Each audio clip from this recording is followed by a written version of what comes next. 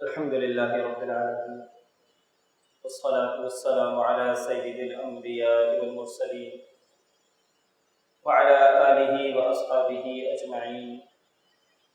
اللهم صل على محمد وعلى آل محمد وبارك وسلم. رب اشرح لي صدري ويسر لي أمري واحلل عقدة من لساني يفقهوا قولي. آج جو تلاوت شروع ہوئی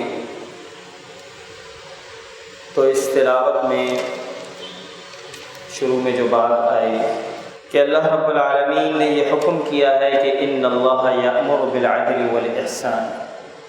یہ اللہ کا حکم ہے کہ عدل اور احسان کا معاملہ اختیار کیا جائے. وَإِيتَاءِ ذِي الْقُرْبَى، اور جو آپ کے قرابت دار ہیں، جو مسکین ہیں، جو فقیر ہیں، ان کے ساتھ تعاون کریں، ان کی دیکھ بھال کریں. وَيَنْهَى عَنِ الْفَحْشَاءِ وَالْمُنكَرِ، اور فحش اور برے کاموں سے رک جائیں. یہ اللہ کا حکم ہے، یہ اللہ کا حکم ہے. اس کے بعد آگے چل کر یہ بات آئی کہ جب قرآن پڑھیں فَإِذَا قَرَأْتَ الْقُرْآنَ، جب قرآن کی تلاوت کریں تو فَاسْتَعِذْ بِاللَّهِ مِنَ الشَّيْطَانِ الرَّجِيمِ، تو پھر اللہ رب العالمین کی پناہ کے اندر آ جائیں. یہ جو شیطان رجیم ہے یہ چاہتا ہے کہ آدمی قرآن نہ کھولے، اگر کھول لیا ہے تو اسے پڑھے نہیں، اگر پڑھنا شروع کر دیا ہے تو اسے سمجھے نہیں، اور اگر اسے سمجھنا شروع کر دیا ہے تو اس پر عمل نہ کرے. اور یہ اس کی چال ہے شیطان کی. اس لیے کہا گیا کہ جب تم قرآن بھی پڑھو، یعنی اتنی زبردست ذکر ہے قرآن پڑھنا، جب یہ قرآن بھی پڑھو تو یہ شیطان چاہے گا، اور شیطان نے تو یہ اللہ تعالیٰ سے یہ کہا کہ میں اس کے آگے سے بھی آؤں گا، اس کے پیچھے سے بھی آؤں گا، اس کے دائیں سے بھی آؤں گا، اس کے بائیں سے بھی آؤں گا، اور کوشش کروں گا کہ اسے آپ کے راستے سے ہٹا دوں. اور یہ شیطان کہتا یہ ہے، یہ جو آیت جو آئی، آیت نمبر 98، یہ شیطان کیا کہتا ہے؟ کہتا ہے کہ اپنی آواز سے بھی یہ لوگوں کو اللہ کے راستے سے ہٹائے گا. اب ذرا آپ یہ سوچیں کہ شیطان کی آواز کون سی ہے؟ مطلب شیطان کی جو آواز ہے وہ کون سی ہے؟ اور اس کا مطلب مفسرین بیان کرتے ہیں کہ یہ جو موسیقی ہے، یہ موسیقی در حقیقت شیطان کی آواز ہے. پھر اس کے بعد آگے چل کر یہ بات آئی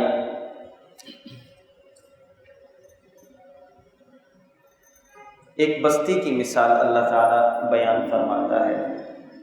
یہ ترجمہ سلیس ترجمہ کہ اللہ تعالیٰ اس بستی کی مثال بیان فرماتا ہے جو پورے امن اور اطمینان سے چلی آ رہی تھی. اس کو ذرا غور سے سنیے گا. اللہ تعالیٰ اس بستی کی مثال بیان فرماتا ہے جو پورے امن اور اطمینان سے تھی. اس کی روزی اس کے پاس بافراغت ہر جگہ سے چلی آ رہی تھی، ہر جگہ سے بڑا ان کے اندر خوشحالی تھی، سب کچھ تھا.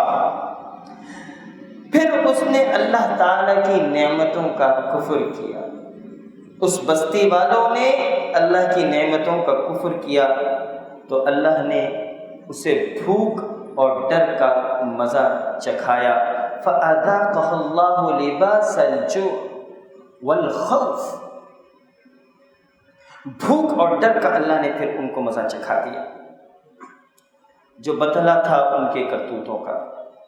یعنی پہلے بستی والے لوگ فرما برداری کر رہے تھے تو ان کے اوپر روزی کی رزق کی فراوانی تھی، اور جیسے ہی انہوں نے نافرمانی کرنا شروع کی تو پھر اللہ رب العالمین نے اس کو بھوک اور ڈر کے اندر، خوف کے اندر مبتلا کر دیا. اس کے بعد آگے چل کر یہ بات آتی ہے کہ فَكُلُوا مِمَّا رَزَقَكُمُ اللَّهُ، آیت نمبر 115، 114 آیت نمبر. اس سے پہلے والی جو آیت تھی وہ آیت نمبر 112 تھی.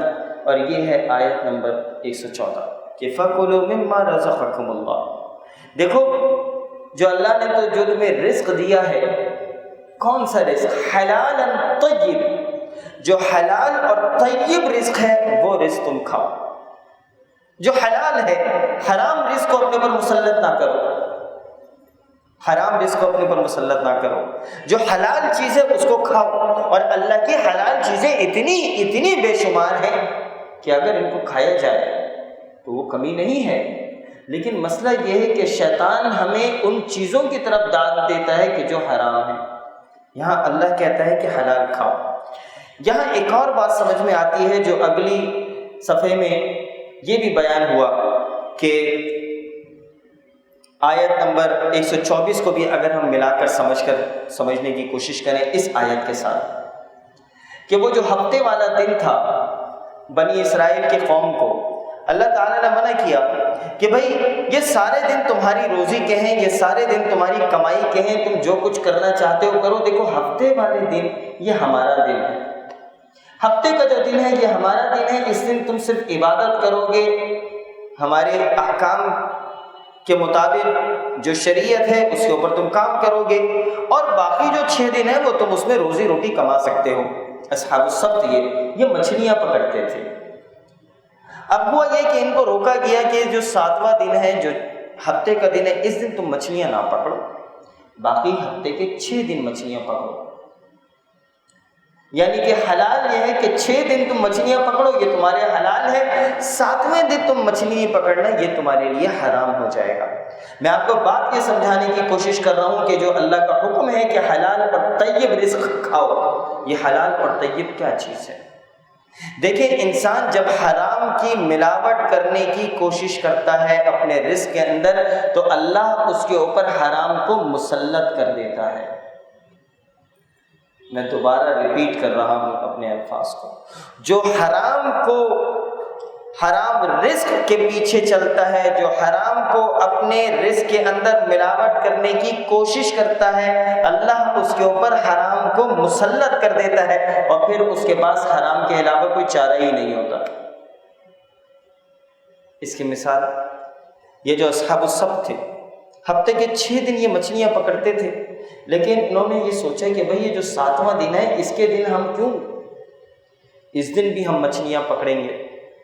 اب ہوا یہ کہ ان کے دل کے اندر ٹیڑھ تھی، وہ اپنے حلال رزق کے اندر حرام کی ملاوٹ کرنا چاہتے تھے، وہ اپنے حلال رزق کے اندر حرام کی ملاوٹ کرنا چاہتے تھے۔ تو اللہ نے کیا کیا کہ وہ جو 7واں دن تھا جس دن مچھلیاں پکڑنے سے منع کیا تھا، اسی دن زیادہ مچھلیاں آنے لگ گئی۔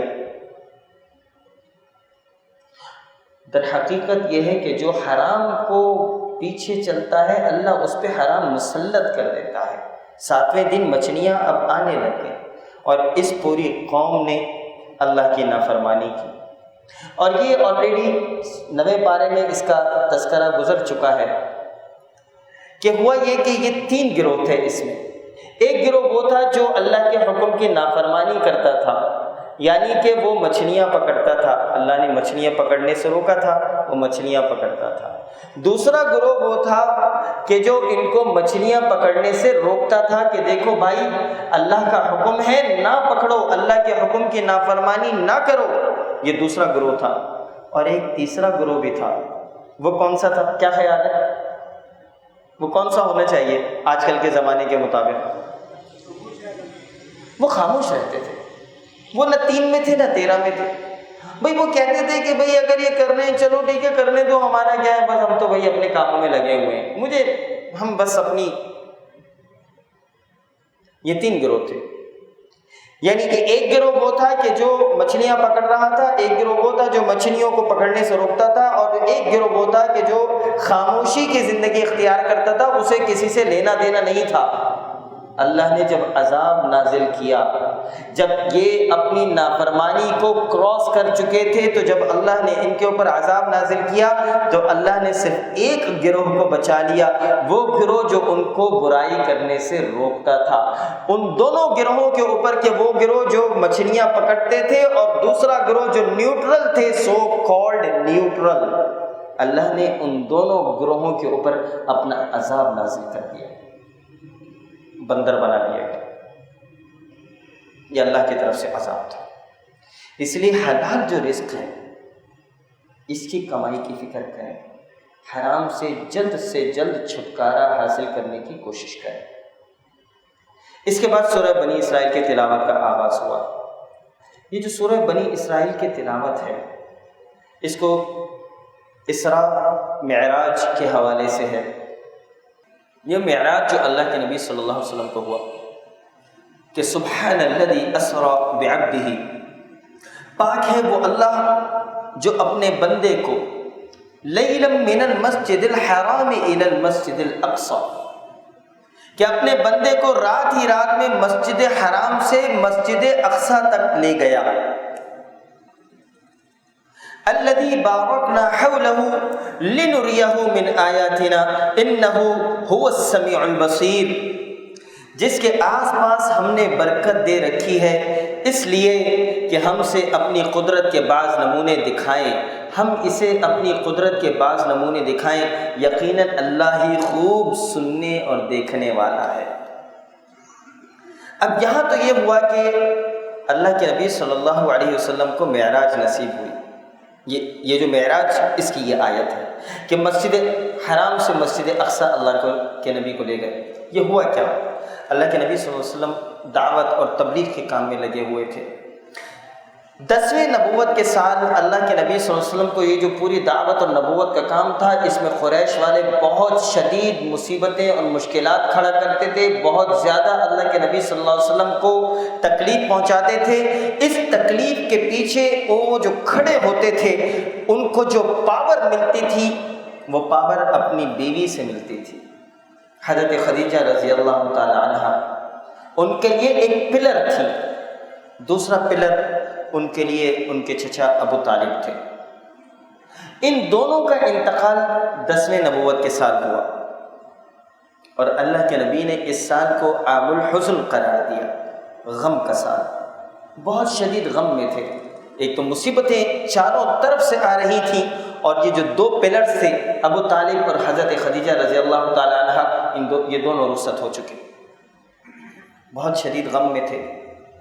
مکے سے نکل کر دعوت کے لیے نکلے، طائف کی وادی میں گئے 11ویں نبوت کے سال، اور آپ کو پتہ ہے کہ پھر طائف کی وادی میں اللہ کے نبی صلی اللہ علیہ وسلم کے ساتھ کیا ہوا۔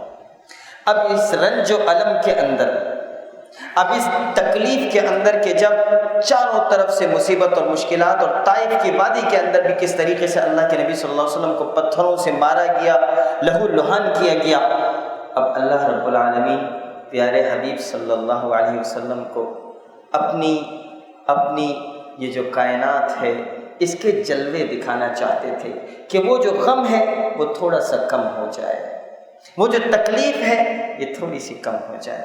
اور اللہ کے نبی کو، نبی کریم صلی اللہ علیہ وسلم کو مسجد حرام سے مسجد اقصی کی طرف لے کر گئے۔ اللہ کے نبی نے وہاں پر سارے انبیاء کی نماز پڑھیں، اور پھر اس کے بعد مسجد اقصی سے وہ آسمانوں کی طرف گئے، اور وہاں پر ان کی ملاقاتیں ہر آسمان کے اوپر مختلف انبیاء سے ہوئیں، اور پھر اس کے بعد وہ آگے اللہ رب العالمین کے پاس گئے، سدرۃ المنتہا۔ وہاں کیا ہوا یہ اللہ ہی بہتر جانتا ہے۔ یہاں پہ مسئلہ یہ ہے کہ یہ جو مستشرقین ہیں یا ویسٹرن جو تھنکنگ اور تھاٹ ہے، جو مغربی خیالات ہیں، وہ یہ کہتے ہیں کہ بھئی اللہ کے نبی کو یہ معراج نصیب نہیں ہوئی، اور یہ جسم جو ہے یہ نہیں جا سکتا۔ یہ کیسے ہو سکتا ہے کہ یہ جو ہے بالکل ایک ہی رات کے اندر یہ مکے سے مسجد اقصی چلے جائیں، اور جو 40 دنوں کا سفر تھا، 40 دن اور رات کا جو سفر تھا، یہ ایک ہی رات میں طے کر لیں اور پھر آسمانوں کی طرف چلے جائیں؟ نہیں بھئی، یہ صحیح نہیں ہو سکتا۔ ہو سکتا ہے یہ خواب کے اندر گئے ہوں، یہ خواب میں گئے ہوں۔ یہ لوگ یہ کہتے ہیں کہ ہو سکتا ہے ان کو خواب آیا ہو، یہ تو صرف خواب کی بات کر رہے ہیں۔ لیکن یہاں پر اللہ نے جو لفظ ادا کیا ہے بعبدہ، اپنے بندے کو اس کے جسم کے ساتھ در حقیقت۔ اب یہاں پہ میں آپ کو بات بتاتا ہوں جو تھوڑی سی ان لوگوں کے ساتھ انہی کے لیول کے اوپر بات کی جا سکتی ہے، کہ جس جانور کے اوپر اللہ کے نبی صلی اللہ علیہ وسلم گئے تھے اس جانور کا نام تھا براق۔ کس سے ہے؟ برق سے۔ اور برق کے مطلب کیا ہے؟ برق کے مطلب کیا ہے؟ کہ روشنی، بجلی۔ برق کے مطلب یہ ہے، یعنی وہ جانور جو بجلی کی رفتار سے، جو روشنی کی رفتار سے چل رہا تھا۔ آپ میرا پوائنٹ سمجھ رہے ہیں؟ اس صدی کے اندر آ جاتے ہیں۔ یہ جو آئنسٹائن نے جو تھیوری دی کہ میٹر جو ہے اور انرجی، یہ در حقیقت یہ دو ایسی چیزیں ہیں کہ دنیا کے اندر ہر چیز انرجی ہے، اور یہ جو میٹر ہے، یہ جو مادہ ہے، جب یہ اسپیڈ آف لائٹ سے سفر کرے گا تو یہ میٹر انرجی کی فارم کے اندر چلا جائے گا، انرجی بن جائے گا۔ یہ تو آئنسٹائن نے اس صدی میں یہ بات کی ہے کہ روشنی کی رفتار سے، اور اللہ کے نبی صلی اللہ علیہ وسلم جس جانور کے اوپر گئے تھے اس کا نام کیا تھا؟ روشنی۔ وہ جو جانور تھا اس کا نام روشنی تھا در حقیقت۔ اس کا مطلب یہ ہوا کہ جب روشنی کی رفتار سے سفر ہوتا ہے تو یہ آئنسٹائن ہی یہ بات بتاتا ہے کہ انسان یا کوئی بھی چیز یا مادہ وہ زمان اور مکان سے باہر چلا جاتا ہے، زمانے سے بھی باہر چلا جاتا ہے، وہ اسٹیٹ جس فارم کے اندر ہے وہ اس سے بھی باہر چلا جاتا ہے، زمان و مکان کی قید سے وہ آزاد ہو جاتی ہے چیز، جو چیز اسپیڈ آف لائٹ سے سفر کرے گی۔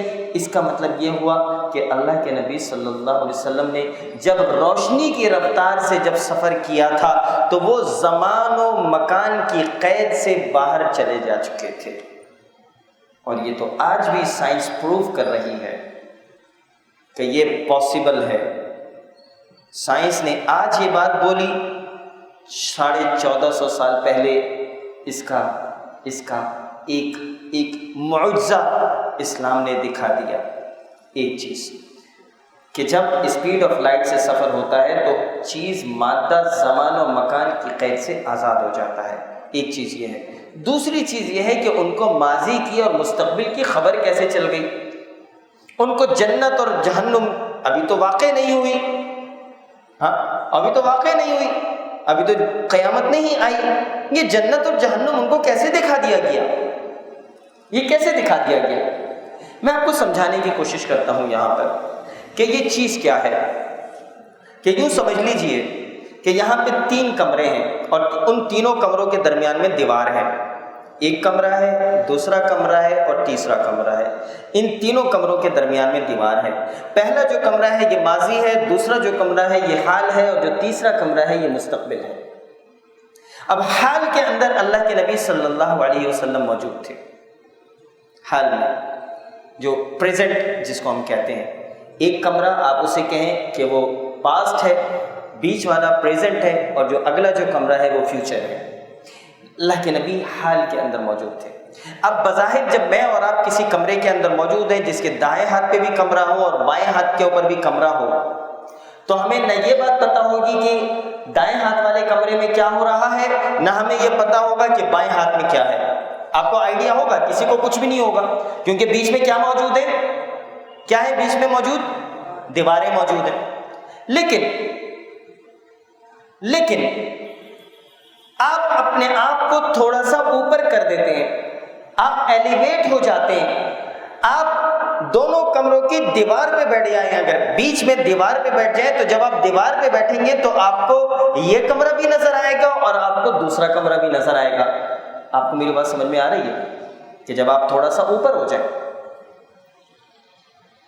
زمان و مکان کی قید سے باہر جب اللہ کے نبی صلی اللہ علیہ وسلم گئے، در حقیقت اللہ نے ان کو حال میں سے ایلیویٹ کیا اور ایسے اوپر کیا کہ ان کو ماضی بھی نظر آ رہا تھا، ان کو حال بھی نظر آ رہا تھا، ان کو مستقبل بھی نظر آ رہا تھا کہ کل کو کیا ہونے والا ہے۔ کیونکہ جب اسپیڈ آف لائٹ سے سفر ہوتا ہے تو زمان و مکان کی تمام قیود سے آدمی جب آزاد ہوتا ہے، اور اللہ کے نبی کو اللہ نے ایلیویٹ کیا تھا، اور وہ معراج جو ہے در حقیقت یہی ہے، آسمانوں کی طرف جب اللہ کے نبی کو اٹھایا تو پھر ان کو مستقبل بھی نظر آیا، اور اس مستقبل کے اندر کہ جنت میں کیا ہو رہا ہے، جہنم کے اندر کن کن کو سزائیں دی جا رہی ہیں، اس کا حال اللہ کے نبی صلی اللہ علیہ وسلم نے لوگوں کو بتایا۔ تو در حقیقت یہ معراج جو ہے یہ جسم کی بھی معراج تھی اور یہ معراج روح کی بھی معراج تھی۔ اور تیسری چیز آپ کو ایک اور یہ بات بتائیں کہ جو لوگ تصوف کو تھوڑا سا جانتے ہیں تو ایسے موقعوں کے اوپر جسم کے اوپر روح کے احکامات صادر ہو جاتے ہیں، جسم کے اوپر روح کے احکامات صادر ہو جاتے ہیں۔ یہ اللہ کے نبی صلی اللہ علیہ وسلم کا معجزہ تھا۔ اور وہاں پہ کیا ہوا، انشاءاللہ اگر موقع ملا سورۃ النجم میں اس کو بیان کرنے کا تو ہم وہاں پر اس کو بیان کریں گے۔ اس کے بعد آگے چل کر یہ بیان ہوا کہ وَقَضَىٰ رَبُّكَ أَلَّا تَعْبُدُوا إِلَّا إِيَّاهُ۔ یہ بہت اہم چند باتیں ہیں، یہ بہت اہم باتیں ہیں۔ ذرا سنیے اللہ تعالیٰ کیا کہتا ہے۔ اللہ کہتا ہے کہ اللہ رب العالمین نے تم پر لکھ دیا ہے کہ تم نے اللہ کی عبادت کرنی ہے اور اللہ کے ساتھ کسی کو تم نے شریک نہیں کرنا۔ جی، اور تیرا پروردگار صاف صاف حکم دے چکا ہے کہ تم اس کے سوا کسی اور کی عبادت نہیں کرو گے۔ اگلے الفاظ ہیں، سب سے پہلے شرک کا منع کر دیا گیا۔ دوسری جو چیز اللہ نے بیان کی، یہاں یہ کہا کہ وَبِالْوَالِدَيْنِ إِحْسَانًا، اپنے والدین کے ساتھ کیا کرو، حسن سلوک اختیار کرو۔ اما یبلغن عندک الکبر احدهما او کلاہما، کہ تم ان کو بڑھاپے کی حالت میں پاؤ، کسی ایک کو یا دونوں کو، تو ان کو اف تک نہ کہو۔ فلا تقل لہما اف، ان کو اف تک نہ کہو۔ ولا تنہرہما، ان کو ڈانٹو بھی نہیں، ان کو ڈانٹو بھی نہیں۔ وقل لہما قولا کریما، ان سے جب بات کرو تو محبت کے ساتھ بات کرو۔ وَخْفِضْ لَهُمَا جَنَاحَ الذُّلِّ مِنَ الرَّحْمَةِ، ان کے سامنے بچھ جاؤ، اپنے رحمت کے پرے بچھا دو، عاجزی اور محبت کے ساتھ ان کے سامنے تواضع کے بازو پست رکھو۔ اس کے بعد اللہ رب العالمین فرماتے ہیں کہ وَآتِ ذِي الْقُرْبَى حَقَّهُ وَالْمِسْكِينَ وَابْنَ السَّبِيلِ، رشتہ داروں کا، مسکینوں کا اور مسافروں کا حق ادا کرتے رہو۔ وَلَا تُبَذِّرْ تَبْذِيرًا، اور اسراف اور بیجا خرچ سے بچو۔ یہ دیکھیں مختلف احکامات ہیں، یہ ایک ساتھ آ رہے ہیں۔ اسراف نہ کرو، بیجا خرچ نہ کرو۔ اللہ تعالیٰ نے کیا کہا ہے کہ جو اسراف کرتے ہیں، جو بیجا خرچ کرتے ہیں، ان کے بارے میں اللہ کہتا ہے کہ بیجا خرچ کرنے والے، اسراف کرنے والے شیطانوں کے بھائی ہیں، اور شیطان اپنے پروردگار کا ناشکرا ہے۔ وہ لوگ جو اسراف کرتے ہیں یہ شیطان کے بھائی ہیں۔ اور اس سے آگے چل کے یہ بات آتی ہے کہ مفلسی کے خوف سے اپنی اولاد کو نہ مارو۔ وَلَا تَقْتُلُوا أَوْلَادَكُمْ خَشْيَةَ إِمْلَاقٍ۔ اس کے بعد کہا کہ وَلَا تَقْرَبُوا الزِّنَا، زنا کے قریب بھی نہ جاؤ۔ پھر کہا کہ وَلَا تَقْتُلُوا النَّفْسَ الَّتِي حَرَّمَ اللَّهُ إِلَّا بِالْحَقِّ، اور کسی کو ناجائز قتل بھی نہ کرو، قتل بھی نہ کرو۔ اس کے بعد پھر آگے اللہ فرماتا ہے کہ یتیم کے مال کے قریب بھی نہ جاؤ۔ وَلَا تَقْرَبُوا مَالَ الْيَتِيمِ إِلَّا بِالَّتِي هِيَ أَحْسَنُ۔ اس کے بعد اللہ آگے فرماتا ہے وعدے پورے کرو، وَأَوْفُوا بِالْعَهْدِ، وعدے پورے کرو، وعدے پورے کرو۔ دیکھیں یہ جو میں ساری باتیں بتا رہا ہوں یہ حقوق العباد نہیں ہے تو کیا ہے؟ صرف پہلے اللہ نے شرک کی بات کر دی، اس میں کہیں نماز کا تذکرہ نہیں آیا، اس میں کہیں روزے کا تذکرہ نہیں آیا، اس میں کہیں حج کا تذکرہ نہیں آ رہا۔ وَأَوْفُوا بِالْعَهْدِ إِنَّ الْعَهْدَ كَانَ مَسْئُولًا، اور وعدے پورے کرو کیونکہ قول و قرار کی باز پرس ہونے والی ہے۔ اور پھر اللہ یہ کہتا ہے اور جب ناپنے لگو تو بھرپور پیمانے سے ناپو۔ سبحان اللہ، اس لیول کے اوپر جا کر اللہ رب العالمین میری اور آپ کی رہنمائی فرماتے ہیں کہ جب ناپنے لگو تو بھرپور پیمانے سے ناپو اور سیدھے ترازو سے تولا کرو۔ ہاں، زمین میں اکڑ کر نہ چلو۔ ولا تمشی فی الارض مرحا، زمین میں بہت غرور تکبر کے ساتھ نہ چلو۔ انک لن تخرق الارض ولن تبلغ الجبال طولا، نہ تم زمین کو پھاڑ سکتے ہو اور نہ ہی تم پہاڑوں کی بلندیوں کو چھو سکتے ہو، تم زمین پر اکڑ کر چلتے ہو۔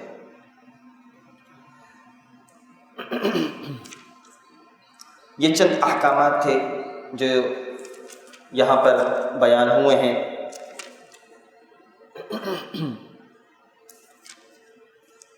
آیت نمبر 23 سے لے کر آیت نمبر 38 تک. اس کے بعد آگے چل کر یہ بات آئی کہ یوم ندعو کل اناس بامامہم، قیامت کے دن اللہ رب العالمین لوگوں کو ان کے اماموں کے ناموں سے پکارے گا. وہ جس کی زندگی میں دنیا میں پیروی کرتے تھے، وہ جس کے پیچھے چلتے تھے، قیامت کے دن اللہ رب العالمین ان کے ناموں سے ان کو پکارے گا. ایک تو پہلی چیز یہ ہے کہ ہم اگر امت محمدی صلی اللہ علیہ وسلم ہیں، مفسرین بیان کرتے ہیں کہ جو امتی محمدی کے ہوں گے تو حضرت محمد صلی اللہ علیہ وسلم کے نام سے پوری امت کو پکارا جائے گا. کسی اور نبی کی امت ہوگی تو کسی اور نبی کی امت سے پکارا جائے گا. اور دوسری بات، اگر دنیا میں ہم نے کسی اور کو اپنا امام بنایا ہوا ہے، کسی اور کی ہم مانتے ہیں. امام کو انگلش میں کیا کہتے ہیں بھائی؟ کیا کہتے ہیں؟ کیا کہتے ہیں جی؟ لیڈر کہتے ہیں. اب میں آپ سے یہ بولتا ہوں کہ دنیا میں ہم نے اگر کسی اور کو لیڈر بنایا ہوا ہے، جس کے ہٹو بچوں کے نعرے ہم لگاتے ہیں، جس کے پیچھے پیچھے ہم چلتے ہیں، تو وہ لیڈر جہاں پر جائے گا ہم بھی اسی کے پیچھے پیچھے قیامت کے دن جائیں گے.